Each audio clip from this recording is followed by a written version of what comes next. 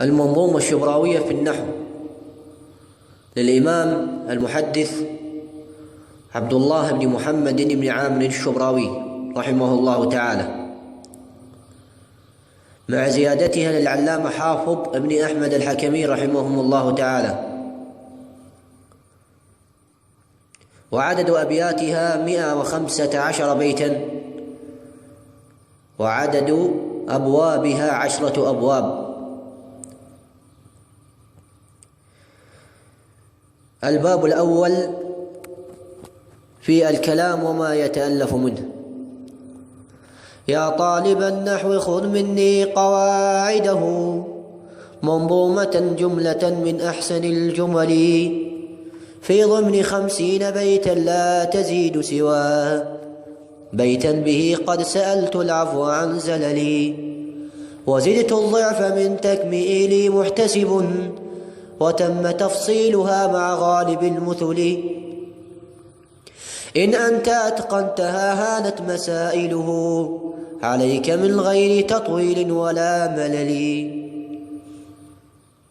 أما الكلام اصطلاحا فهو عندهم مركب فيه إسناد كقام علي، والاسم والفعل ثم الحرف جملتها أجزاؤه فهو عنها غير منتقل. فالاسم يعرف بالتنوين ثم بأل والجر أو بحروف الجر كالرجل، والفعل بالسين أو قد أو بسوف، وإن أردت حرفا فمن تلك الأمور خلي. وامتاز بالتاء ماض والمضارع لم، وأمرهم طلب بالفعل كاعتزلي. الباب الثاني في البناء والمبنيات. وإن أواخر هذه حالة لزمت، فهو البناء عنه الحرف لم يحل، والزم بناء الاسم إن بالحرف ذا شبه، مثل الضمائر في وضع كقلت ولي، كذا الشروط والاستفهام واسم إشارة، تشابه معنى الحرف في المثل. وفي افتقار بموصلات الاسم إلى وصل، وشابهه اسم الفعل في العمل، وفعل أمر وماض فابنه ومضارع، يرى من ولا النونات غير خلي. الباب الثالث في الإعراب اصطلاحا. وحد الإعراب تغيير أواخر من اسم وفعل أتى من بعد ذي عمل، فالرفع والنصب في غير الحروف، وما يختص بالجر إلا الاسم فامتثلي.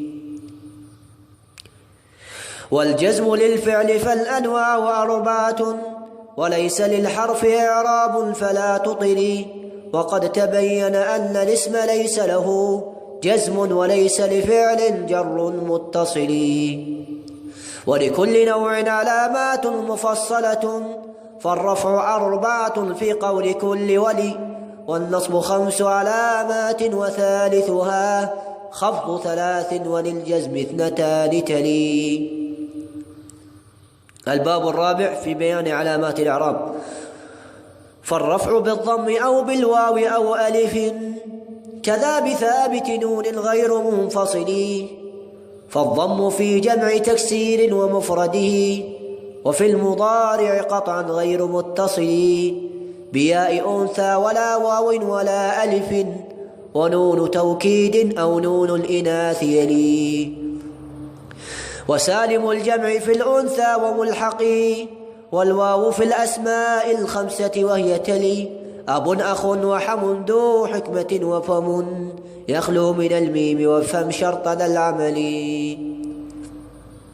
إن أفردت لم تصغر مع إضافتها، لغير ياء كفو ذي العدل لم يملي، وسالم الجمع تذكير أو لملحقه، كالمؤمنون أولو التصديق للرسل. وفي المثنى وما جاره قل ألف، والنون بالخمسة الأفعال فالتصلي، كيفعلان هما أو تفعلون بتا، أو بياء والأنثى تفعلين قلي.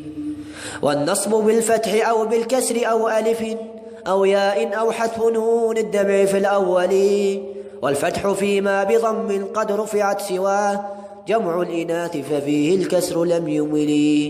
وفي المثنى وما جاراه قل ألف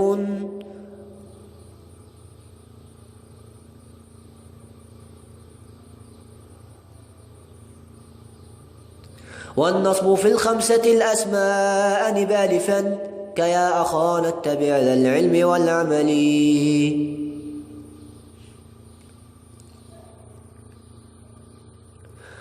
والياء لجمع ذكور مع سلامته كذا بتثنية أو ملحق كأولي.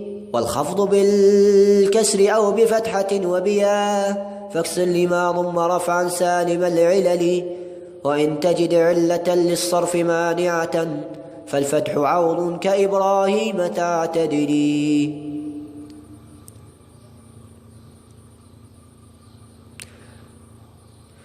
والخفض بالياء فيما قد نصبت بها كذاك في الخمسة الأسماء كذو الخولي. والجزم في الفعل بالتسكين ثم أنبه حذفا لنون الخلت أو أحرف العلل. سكن مضارع فعل صح آخره وحذفك النون مثل النصب لا تطلي. ونحو يدعو يرى يرمي إذا جزمت فاحذف أواخرها تسلم من الخلل. والنصب والرفع فيها انوي على ألف والواو والياء فانوي الضم للثقل. وعلة اسم إما القصر نحو فتى أو نقصه نحو راقي ذروة الجبل. ففي الفتى الحركات الكل قد نويت والفتح خف على ذي الياء فهو جلي.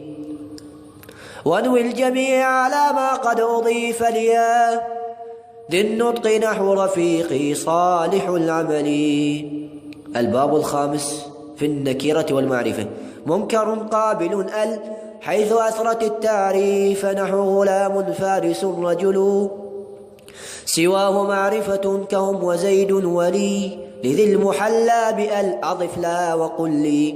غلامهم وابن زيد وابن ذا وأخو الذي أتانا ورب الشاء والإبل. الباب السادس في مرفوعات الأسماء. والرفع أبوابه 7 ستسمعها تتلى عليك بوضع للعقول جلي. الفاعل اسم لفعل قد تقدمه كجاء زيد فاقصر يا أخا العدل. ونائب الفاعل اسم كان منتصبا فصار مرتفعا للحذف في الأول. كنيل خير وصيم الشهر أجمعه وقيل قول وزيد بالوشاة بلي. والمبتدأ نحو زيد قائم وأنا في الدار وهو أبوه غير ممتثل. وما به تم معنى المبتدأ خبر كالشأن في نحو زيد صاحب الدول. وفعل مدح وذم اسمين قد قرنا كنعم بئس الفتى ذو الحقد والدغل. فالفعل مع ما يليه قدموا خبرا يتلوه مخصوصه بالابتداء يلي. وكان ترفع ما قد كان مبتدأ اسما وتنصب ما قد كان بعد ولي. وكان ترفع ما قد كان مبتدأ اسما وتنصب ما قد كان بعد ولي. ومثلها أدوات ألحقت عملا كبات أصبح ذو الأموال في الحلل.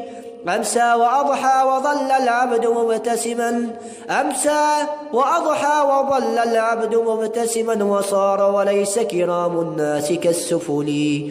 وأربع مثلها والنفي يلزمها أو شبه كالفتى في الدار لم يزل.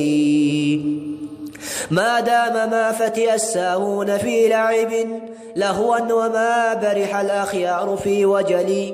ككان ما جاء في معنى مقارب ككان أو شك أن يرتاب ذو الجدل. وما ولا ولات إن في النفي قد عملت كليس واطلب لها التفصيل لا تهني. وإن تفعل هذا الفعل منعكسا كإن قومك معروفون بالجدل.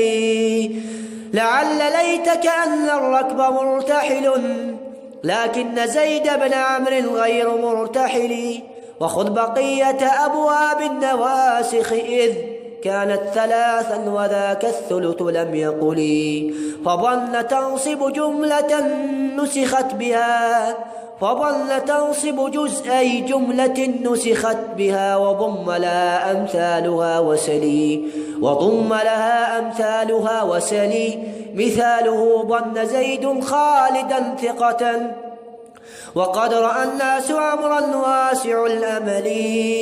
وقد رأى الناس عمرا واسع الأمل حسبت خلت رأيته زعمت وجدته علمت الهدى بالوحي والرسل حجا درى وتعلم واعتقده وهب وعد والفعل ذو التصير فابتدري جعلته واتخذت في تصرفها وما كعلم فانصب ثلاثا تصلي وتلك 6 أبواب سأتبعها بالنعت والعطف والتوكيد والبدل كزيد العدل قد وافى وخادمه أبو الضياء نفسه من غير ما مهلي.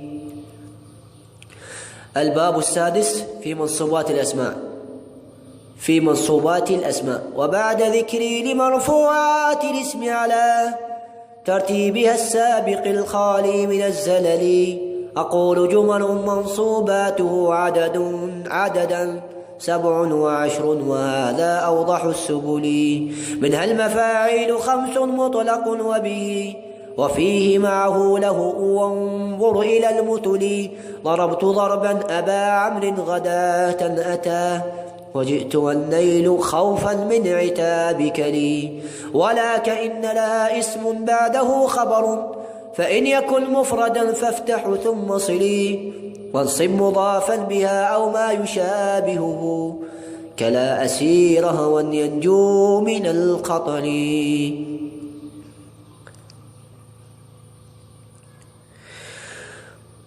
وابن المنادى على ما كان مرتفعا به وقل يا إمام اعدل ولا تملي وإن تنادي مضافا أو مشاكله قل يا رحيما بنا يا غافر الزلل والحال نحو أتاك العبد مبتسما يرجو رضاك ومنه القلب فيه وجلي وإن تميز فقل 20 جارية عند الأمير وقنطارا من العسل وانصب بإلا إذا استثنيت نحو أتت كل القبائل إلا راكب الجمل وجر ما بعد غير أو خلا وعدا كذا سوى نحو قاموا غير ذي الحيل وبعد نفي وشبه النفي إن وقعت إلا يجوز لك الأمران فامتثلي وانصب بكان وإن اسما يكملها مع تابع مفرد يغنيك عن جملي. الباب الثامن في إعراب الفعل رفعا ونصبا وارفع مجرد فعل غابر أبدا عن عامل النصب أو جزم كيؤمن لي والنصب فيه بأن أو لن وكي وإذا وإن صدرت وهو آت غير منفصل لا مقسما كإذا والله نرمينهم وإن عطفت إذا للرفع فاحتملي وستر أن بعد لام الجر جاز وأظهر في لئلا وجوبا غير مختزل وبعد لام الجحود الستر منحتم كلم يكن ليصح البيع بالحيل وبعد حتى كجد حتى تسود وأو مكان حتى وإلا قبله فهو ملي وبعد فاء جواب النفي أو طلب أو واو مع وادرها حصرا بذي الجمل مر وادع وانه وسل وأعرض لحظهم تمن وارج أنف ثم اضرب على المثل وعطف فعل على اسم خالص نصبته أن كصبري على جهد ويغفر لي وبعد علم وظن أن تجيء على التخفيف من أن ذات الاسم والثقل. الباب التاسع في عوامل الجزم وهو خاص بالفعل وجزم فعل بلا واللام في طلب ولما كلا تخلد إلى الكسل وإن ومن ما متى إيان أين ومه ما أي إذ ما وأنا حيث ما احتفلي بجزمها فعل شرط والجواب له مضارعين كإن تستحي تحتملي أو ماضيين كإن أحسنت نلت هدى أو باختلاف كإن قمتم يقم خولي وقرن بفاء جوابا لو تقدره شرطا لذي كان غير منقبل شرطا لذي كان منعا غير منقبل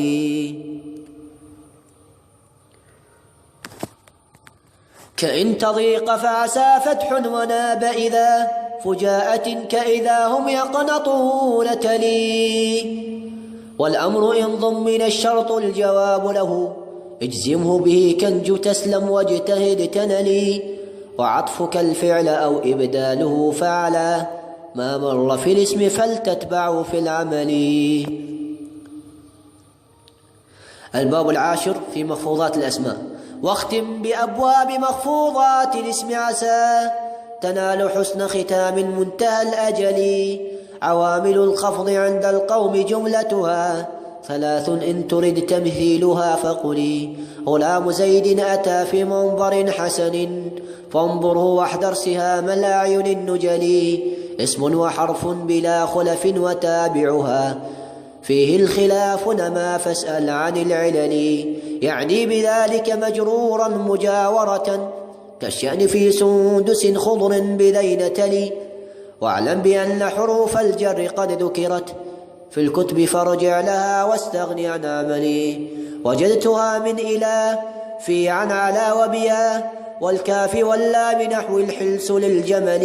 نحو الحلس للجمل بض منذ ربه وواو منه أو قسم تالله بالله لم يترك مع الهمل وما أضفت احذف التنوين منه ونونوا كقومي موافوكم على مهلي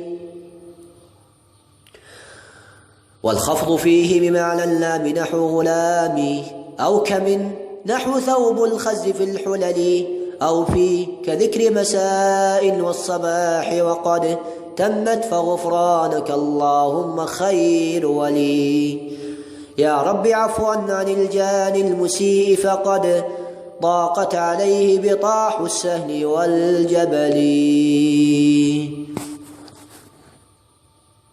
والسلام عليكم ورحمة الله وبركاته.